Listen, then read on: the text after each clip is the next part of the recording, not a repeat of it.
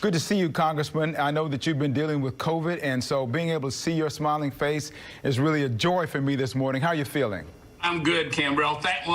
Thanks, friend, for having me on here. I appreciate it, too. Yeah, COVID, as you know, affects everyone differently, and, is a little rougher than I thought, but in good shape. Now, I was fortunate. I had taken the first shot of the vaccine, finished with the second. Encourage others to do the same. As you know, masks protect others. These vaccines protect yourself. I think that's really important. We'll start from there, too. The good news about what was going on in the Trump administration was the success of Operation Warp Speed. That was an amazing accomplishment to get that drive going, to get vaccine to a point where it could get the emergency authorization. Clearly a big achievement and hope for many. But since that rollout, there's been some challenges with it. And now the Biden administration is responsible for correcting that. What's your focus now to help get the vaccine out and to make the changes that we need going forward?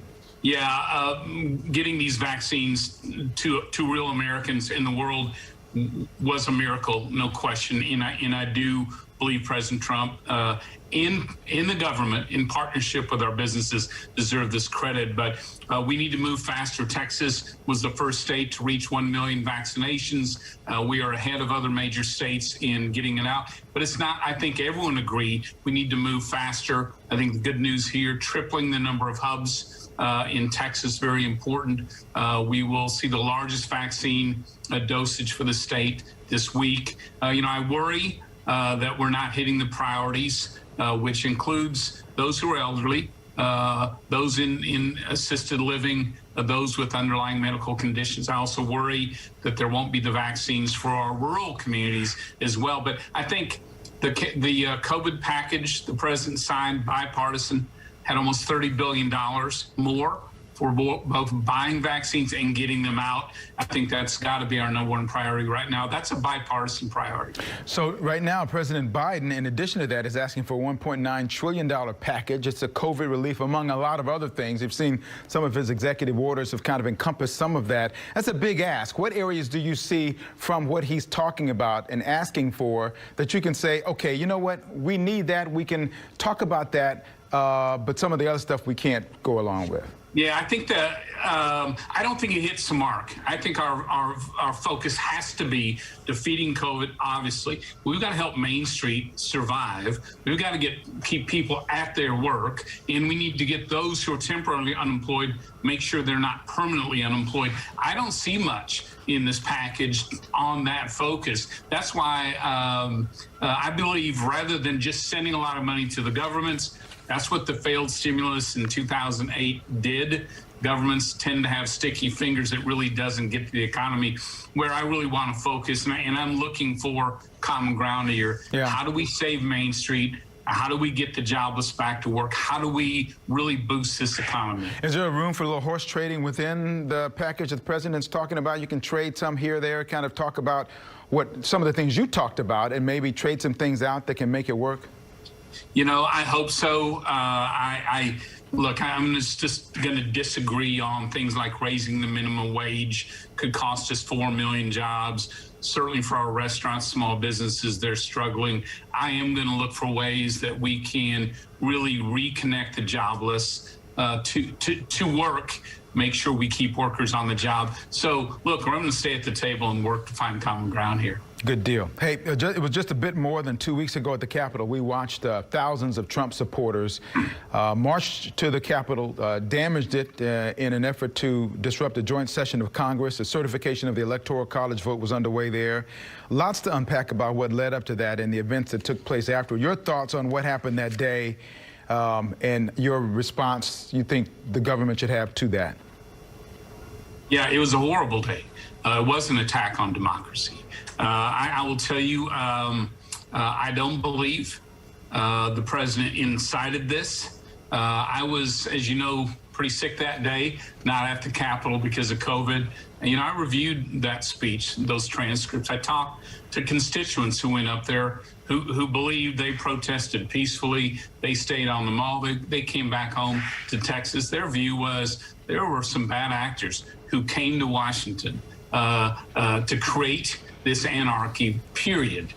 In my view is we need answers. on all of this. We need to hold all of them accountable. But Canberra, I'll have to tell you, my disappointment, both in the president and other leaders, is that for the last number of years, this rhetoric has been far too extreme on both sides of the aisle. We saw, I was at the baseball field the morning that Steve Scalise and Republicans were targeted, fueled by someone listening to the extreme rhetoric. We saw that in the looting and violence this summer. We saw it at the Capitol. So I think there is a new responsibility on everyone in elected office to tone this rhetoric down, to cool this anger, to really focus people on helping improve the country, not tear it down. So I think, look, this should be another wake-up call for everyone in public office to step up here and to lead in the right way. As you know, part of the conversation that was going on when that riot took place at the Capitol was the certification of votes, the Electoral College votes. Much of that took place because people were under the impression that there was widespread fraud and that Biden was elected by a fraud and a conspiracy, which has been proven really not to be true. Senator Cornyn said that, when you get 60 chances in front of a court and they say no go, that there's no reason to do this. That's part of this, quote, big lie that's been propagated for a long time, too, is it not? I think in a bigger sense, the chickens have come home to roost. We saw 4 years ago a lot of members of Congress who said this was not a legitimate president. We had leaders like Hillary Clinton and President Carter and even Joe Biden on the campaign trail say that election was rigged and illegitimate. We are seeing more of that. Kim Burrell, let me just tell you, I think the greatest threat to democracy wasn't that attack on the Capitol, as horrendous as it was. It is that over the last 2 decades, Americans have lost faith in their elections, both parties. Before the election, 60% of Americans said they didn't trust the election results, both parties. That is a real threat, and I think both parties need to not be in denial about this. We're going to have to work together, model legislation, make sure at the state and local level there's transparency, there's confidence, just like we did after the Florida elections. Remember that in 2000, that state pulled back the curtain and said, we got to rebuild confidence at the state and local level. I'm confident both parties ought to be focusing on let's restore that trust, but we've got some work to do. All right, we're going to get back to that. I think do a Newsmakers Extra. I think we'll have a little time to do that, but we'll continue that conversation. I've got more with Congressman Brady. Congressman Brady, 10 members of your party voted with Democrats to impeach President Trump for a second time, and why did you vote against that? Yeah, I respect their view, but in my view, rushing another impeachment, evidence-free, no hearings, no due process, was actually putting more fuel on the fire. I thought it was incredibly irresponsible at a time where we need to calm the waters rather than inflame them. I think proof of this is that the House has been holding the impeachment because there is a lack of evidence. I just think at this point, we need to be focused on how we work together on issues rather than just political retribution and vengeance. This isn't the time for that. And so where I'm focused, again, is how do we as a country, we don't have to unify on issues, but we need to unify behind the fact we are a work in progress. We can do this if we give it our best effort. I think defeating COVID, rebuilding the economy, in making America medically independent from China, there are areas of common ground that we ought to focus on. I find it interesting. We talk about how we're so divided in this country, and that sometimes it can be divided with rhetoric that's harmful. Other times it's just for opinions and positions where you take it. As you say, for example, that a second impeachment was retribution and that sort of thing. Well, some on the other side of the aisle have said, you know what, at some point, there's got to be something that happens as a result of trying to basically overthrow the government. You say, of course, the president didn't incite. That's your opinion, and there are a lot of people who agree with you on that as well. But going forward, the challenge is, how do you get past this? and start going and get to the unity part that you're talking about. Yeah, and President yeah, Biden's talking about as well. Yeah. No, in fact, I think President Biden at the inaugural speech said something. He said, "This is a great nation. We are a good people. And over the centuries, through storm and strife and peace and war, we've come so far, but we still have far to go." I absolutely agree that I don't buy this narrative that we are a hateful, ugly, racist, divided nation. In fact, I still believe we are an incredibly good and generous country. Just look here at home, Cambrell. You can tell through natural disasters, through our civic organizations, through our churches, there's a lot more that unites us than divides us. I'm kind of eager to find out where that common ground is going forward. We are a work in progress, but I'm also kind of optimistic that at our heart, we are a good country, and we ought to find ways to continue to improve ourselves. Throughout the process, branding-wise, Republicans have always been brilliant at branding the other side. I take my hat off because I watched that, because during the last election, Democrats were branded kind of like as socialist or progressive socialist agenda. Now we have the Capitol riot with a lot of people under the Trump flag that clearly are not hardcore part of the Republican Party, but they're going to be part of that association. How do you work to disassociate yourself from that part of the group that carries the Trump banner under the guise of being Republicans like you? Yeah, I think as it's important not to stereotype one party as all socialists or one party is all anarchists. I think that stereotyping, frankly, is deadly. And one of the reasons we saw so much of the violence over this past year in summer, I think it's really focusing on what do we believe in. And I really do believe that we are a country that if we focus not on increasing power to government, but helping families keep more of what they earn, helping our local businesses keep more of what they earn. If we set an environment where you can take risks, work hard, be rewarded for it, issues like secure borders, affordable energy, these are all, I think, really crucial. And so I think going forward, focusing on what we believe in, our principles, on our improvement, I think that's the answer at the end of the day. What's the best thing to get this economy back on track? Do you think, is there one thing that really kind of serves to get that engine going? Yeah, I think we have to continue to focus on those Main Street small businesses. Got to make sure those airline workers stay connected. Some of these industries are going to take a while to work out, offer them that smart, targeted support. I think it's crucial. I also think we've got to reward people for going back to work. I worry the new Biden stimulus, more than half of Americans will be paid more to stay at home than work. I think that's a big challenge because our small businesses are having trouble finding workers. I think we've got to unlock the economy, but in a good, smart way. So, yeah, I think trade, workforce, infrastructure, again, making America medically independent, there is a lot of good work we can do together here. Well, I appreciate your time as always. I know that you're busy. I'm glad to see you back again, smiling and full of vigor and vinegar and ready to go ahead and take the fight on. I appreciate you, my friend. Good luck to you, and glad your family's okay as well. Thank you as always for your time today. We appreciate you. Take care, Cambrell. Right. Thank you. Thanks, Stephen. Can I tell you something? From up here, you deplorables look awfully good. So I need a favor from you, because I got a video I got to send the president. And so on the count of 3, I want you to give it up for our president and for America. 1, 2, 3.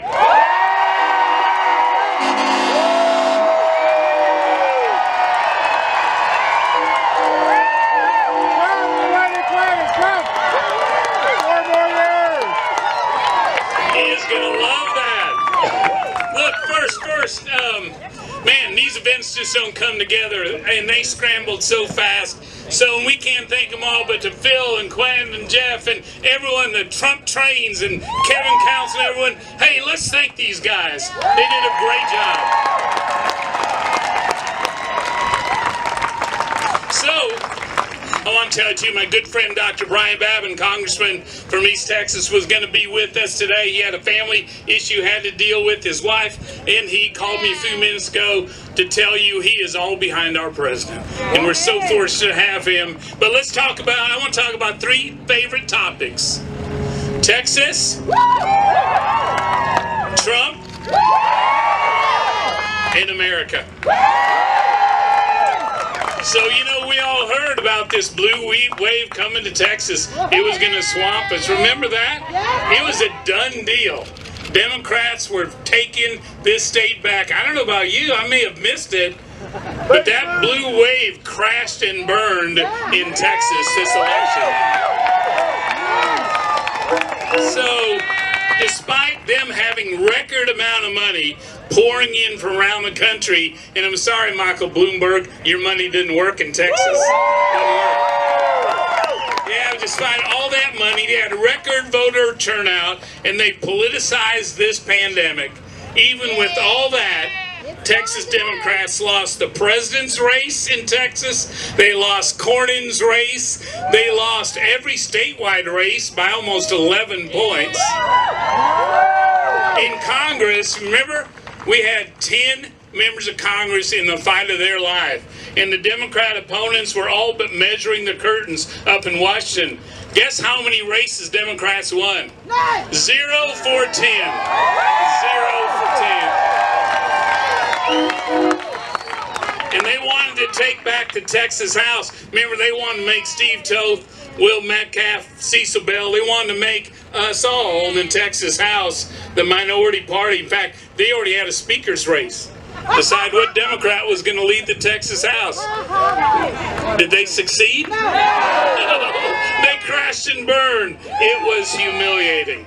And I love this.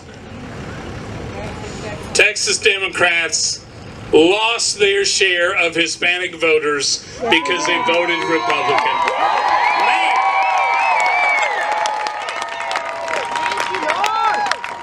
And you ask me why, you ask why, and I'll tell you this, it's because our Republican candidates up and down the ballot, they reflect Texas values, not Washington values. They do that.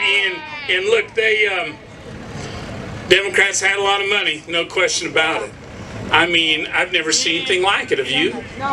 But you know something? You can't outspend crazy. And those dangerous ideas, that defund the police and abolish border security and abolish our energy jobs, you can't outspend dangerous ideas like that. And then, I tell you what, I can't finish Texas without giving credit where credit's due. Thank you, Nancy Pelosi. Thank you so much. Yeah. You spend all your time investigating and impeaching and doing nothing for working families, and you try to sabotage America's economy by blocking that COVID bill, the one the president would sign. Well, guess what? It came back and bit you right where it belonged. So Texas, we did great here. Good job, everyone. And Texas was bellwether. So we're supposed, in the U.S. House, you know the predictions. We're supposed to lose like 20 seats. Well, guess what? All the votes aren't in yet. But when it's done, we're going to have gained back more than halfway to the majority. And in 2022, we're going to fire Nancy Pelosi and take back this house.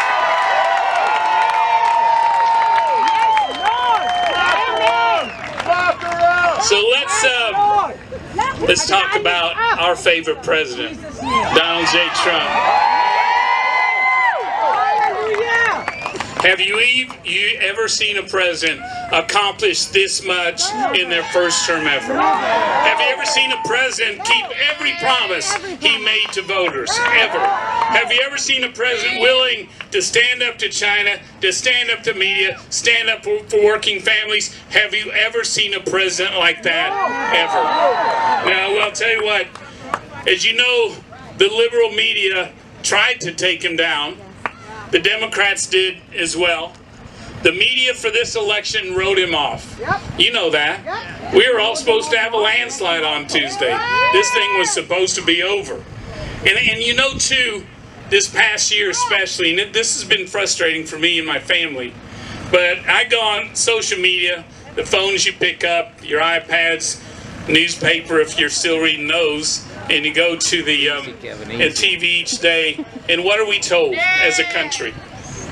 We're told America was rotten at its founding, and something's been wrong with us for 244 years. Yeah, we are told that we're an angry and hateful and racist country, and we're not. We're told that now that we need to erase our history, tear down our monuments, turn our backs on the American flags. And we're told for our kids' sake that we need to give government more control over your paychecks, your lives, and your health care. Well, isn't that what they've been telling you for the past year or two? Well, I'll tell you what, American voters, Texas voters saw through all of that. We know America is an exceptional nation. We are a nation that cares. We are a work in progress. We know that. In fact, that's what makes us special. Tell me if every parent and grandparent here today hasn't spent your life trying to give your family more opportunities to make this country better for our kids and grandkids. That's what makes us great, isn't it? This is a caring country. Well, I tell you what, you defied expectations, you denied the pundits, you've made this a razor-thin race, and I'm convinced if every legal vote is counted, this president can be reelected.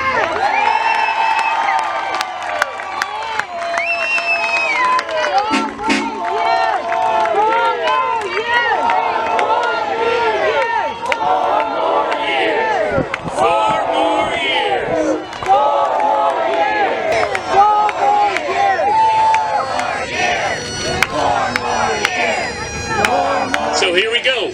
Today, look, here's why we're here today, because this race isn't over until every legal vote is counted, openly and according to the law. In America, the media doesn't decide elections. Voters do. Voters do. And I'll tell you what, this is a razor-thin fight in multiple states, and there are, just remind everyone who says, well, just accept the results. This thing's over. There are 400,000 uncounted votes in America today. They're absentee, they're mail-in, they're our military. Don't their votes count too? I mean, don't their votes still count in America? In Arizona, I was just there to campaign for one of my colleagues in Ways and Means. Biden's lead's been cut by 80%. There's 100,000 votes that haven't been counted. And it's going President Trump's way. Georgia, recount. Nevada, 120,000 votes left to count. Pennsylvania, 200,000 votes to count. Think about this. Think about this. There are 5 times more votes that are uncounted today as we meet than Joe Biden's temporary lead. 4 times that many. So I just got off the phone to the legal team for President Trump. They are in this fight. They're not giving up at all. They're going to insist that this count be finished. They're going to insist that irregularities be investigated. They're going to insist that local officials stop defying the courts and give us access and transparency to this counting. They're not done.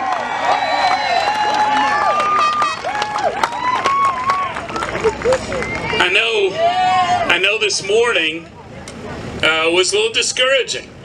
You saw the Associated Press call this race. You saw all the other media call it as well. It's just like a rush to judgment. Stop the election, right? Well, I'll tell you what, the media have every right to project a winner, but that doesn't mean a thing. In America, it's the votes that determine the winner. As you know, the liberal media have been waiting 4 years to call this race, right?